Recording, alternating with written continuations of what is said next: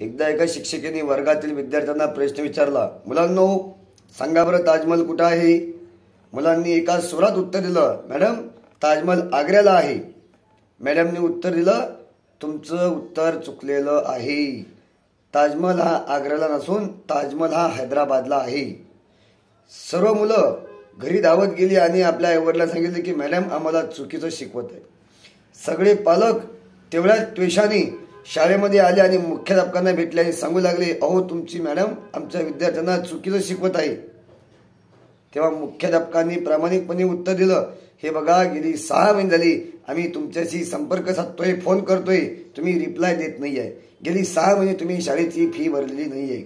जोपर्यंत तुम्ही शाळेची फी भरणार नाही तोपर्यंत ताजमहल हा आग्र्याला नसून ताजमहल हा हैदराबादलाच असणार आहे.